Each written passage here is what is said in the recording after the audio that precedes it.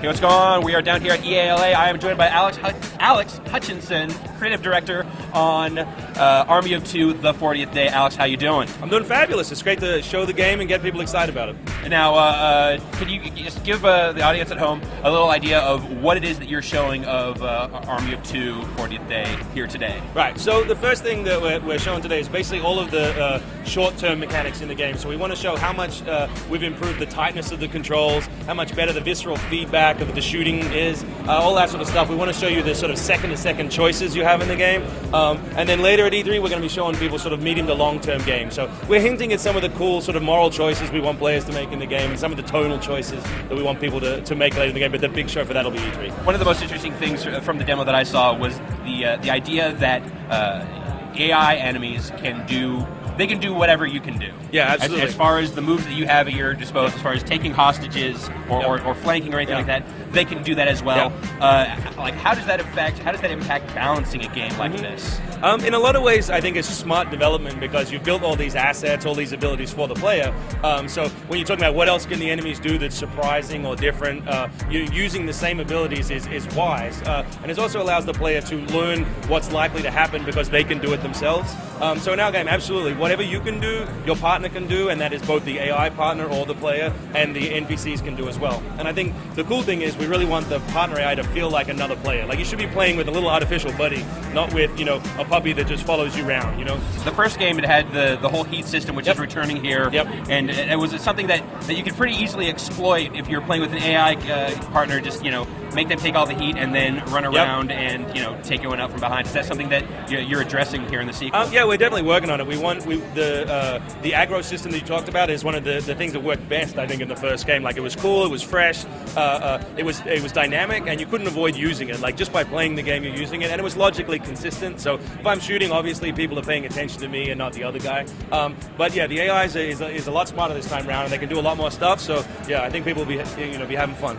I don't want to rag too much on the first game. I think it succeeded in a lot of ways, but it was a pretty divisive game for a lot of people. What do you think was kind of your big takeaways? What have you learned, and what are you applying to the sequel from the first game? Right. Well, I think off the bat, I think having a game that people loved or hated is gold. Sure. You got a reaction out of them either way. Compared to so many games that people don't even care enough, about to complain about, I think that's a great position to start from. And I think it's a lot of it was when things felt inappropriate. So if you look at it, a lot of people are like, I love the Wu-Tang joke, and then other people are like, oh, it's so inappropriate. And what that says to me is there's different fantasies that people are playing through in their heads when they're playing the game, and sometimes they think they're joking around and mucking about, and so other people are trying to take it very seriously. So what we tried to do in the new game was enable that choice, and so we want to enable people to be even more obnoxious than the first game, if that's what you want, right? Or to be very serious and stoic and save all the hostages and be good guys and never tell any jokes, or to kill all the hostages, laugh about it, and move through it. And I think if we can deliver on that, those two types of story that players can have in the game, it'll both solve the issue and really push it to the next level. Now you're going to Shanghai, and there's some sort of craziness going on. I saw buildings crashing and falling over, some Cloverfield business. How do you manage all of that? Right. So something that I realized a while back, I'm sick of massively elaborate stories in games. Like, personally, I know there's still some. I'm playing Fallout 3 at the moment. It's brilliant. So I'm still into them. You don't know what's going on. I get I'm getting old. I get confused. I got a girlfriend yelling at me to come make dinner.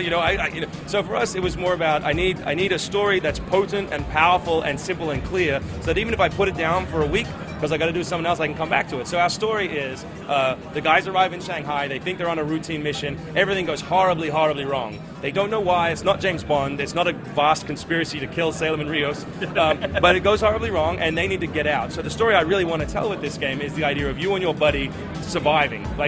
We need to save ourselves, not the world, in this game. And so the tone question is, how do you do that? Are you, do we fight the whole time and not get along and make choices that don't fit together, or do we cooperate and get along and get through that? So the core story is just a simple survival escape story, and then all the interesting depth comes from how you do it. The choices that you make, you're making as a team. Yeah. And, if one character goes in a direction, the other character is kind of pulled in that way. Yeah. does that create any sort of like schisms as far as plot or gameplay? Well, I think it doesn't in terms of that, because at the end of the day, a decision was made, and that's what the game cares about. Yeah. But I think it does create an awesome amount of like couch tension, like when you're playing with someone, right? I'm sitting with you, and if you're shooting the hostages and I'm trying to play a game where we're good guys, I'm yelling at you, Yeah. And when we talk about choice, obviously we're not going to be huge branching RPG storyline, but I think the cool, fresh thing in the game is if we're making the choice together and we have to talk about it. That's something I've never done in a game before. Right. I've never said, "Hey, are we killing that guy? Are we saving that guy?" before we go into the situation. So I feel like that's a really fresh avenue. So there's that kind of stuff. Is there even then grander kind of moral choices that you're going to be putting in? Very popular trend, the moral choices. Yeah, I know, in and it's one of those things. I think it's exciting because I think it's a kind of a new area for games, and so lots of people are doing it. We do have a bunch. We have a bunch of very specific, very unique, powerful moments, but we're saving them for E3. So you have to come talk to us again. Well, I think we will, Alex. Thank you very much for your time. Thank you sir. so much. Appreciate it.